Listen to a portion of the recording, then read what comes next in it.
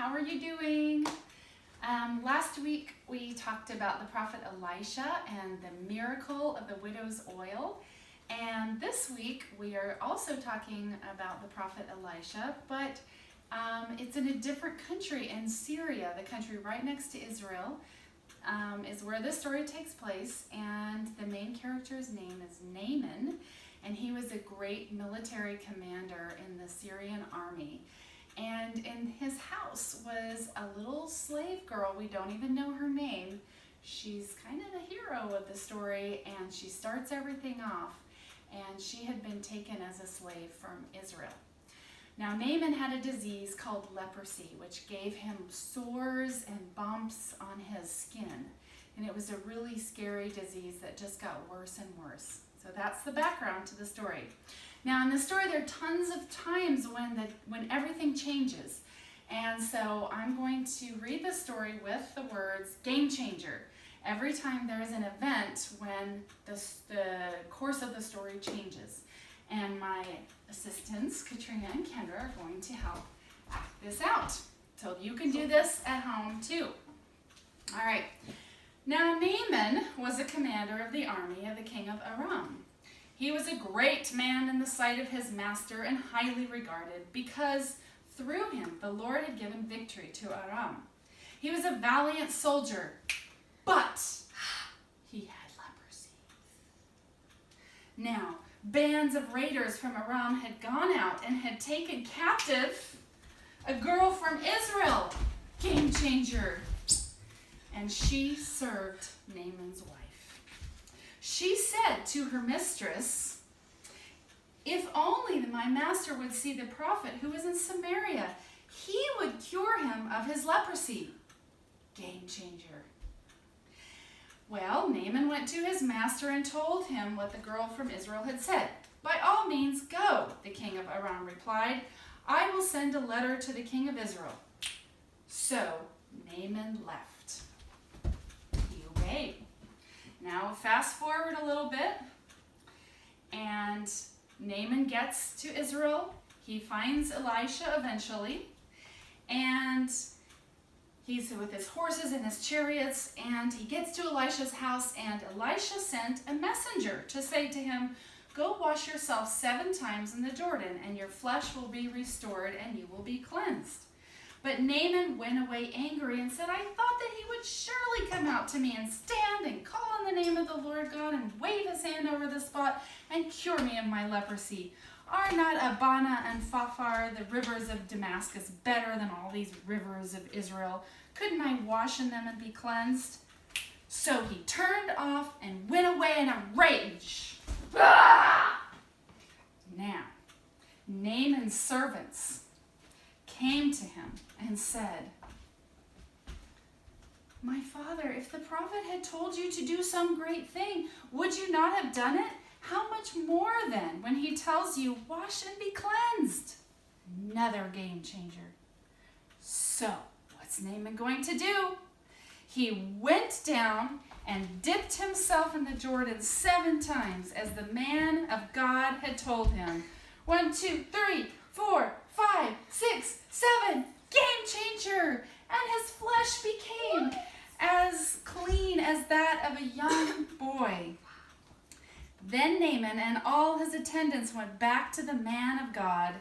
He stood before him and said, "Now I know that there is no God in all the world except in Israel." Game changer. All right. Thank you, ladies. Well done. So this is an amazing story where so many things happened and so many things changed. And in the end, not only Naaman's skin was changed, but his heart was changed to recognize that there is one true God. So there are questions on the email and the attachment that you can talk about with your parents.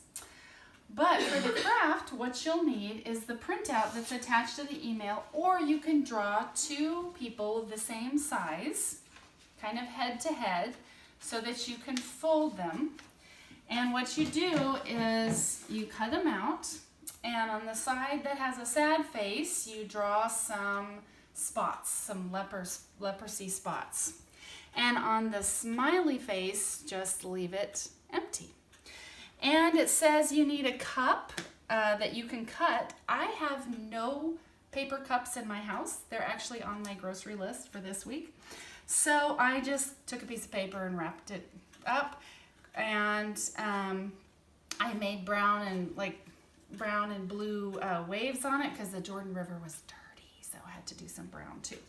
So what you do is you attach Naaman to a pencil or a popsicle stick, and he goes into the River Jordan. When he goes in, he's so sad, but he is obeying. He thinks it's a kind of a crazy idea, but he dips 1, 2, 3, 4, 5, 6, 7. Yay! He's clean. So you can retell that story with your craft. All right, for the memory verse, it is, humble yourselves, therefore, under God's mighty hand, that he may lift you up in due time. It's from 1 Peter 6. Naaman was proud. He didn't want to go wash in the Jordan. He said, we have better rivers in Syria. And when he listened and when he humbled himself before God, that's when God healed him. So for your memory verse, what you can do is you can draw Naaman on your finger. See, there's Naaman. All right, and you can take a little paper towel and draw some spots on it. Get it a little bit wet and stick it onto your finger. Okay? Oops. All right. Then you have a little bit of water and you can dip it in for every word of the memory verse. Humble yourselves, therefore, under God's mighty hand, that he may lift you up in due time. And yes, there are 7 words in that first part of the verse, and there's Naaman, all clean, when he humbled himself before God. So that's for the memory. For the snack, I made some blue goo. All right, this could be yogurt, it could be icing, and for your dip, I have fish because I don't have little Teddy Grahams or people-looking things, but there are fish in the Jordan River.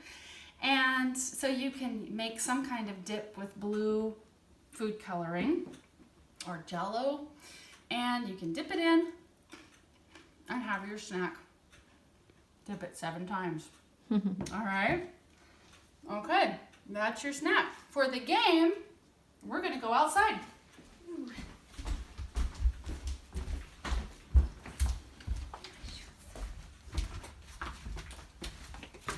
Okay, ladies, I have hidden 7 things around this yard, and you have to find them, and we're in suspense. Can you imagine the suspense that Naaman had when he was dipping himself in the water every time and everybody was holding their breaths? So we're going to see if we can have that kind of suspense here. So ladies, are you ready? Yeah. On your marks, get set, go. 7 things. And bring them back to me. 1, 2, okay. 3, There's 3, 3, 4. 4. Okay. Okay. 5. 6. Woo!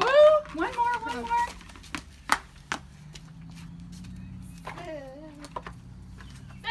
7. Woo! Yay! Okay, there are the 7 things that the girls found. You can do that at your house and talk about the suspense and the excitement that everybody had as Naaman was dipping himself into the Jordan River. And also, remember that slave girl? What was she doing? She was waiting until Naaman would come home. And when he came home, not only was he cleansed on the outside, but he believed in her God, in the God of Israel, the one true God. Bye.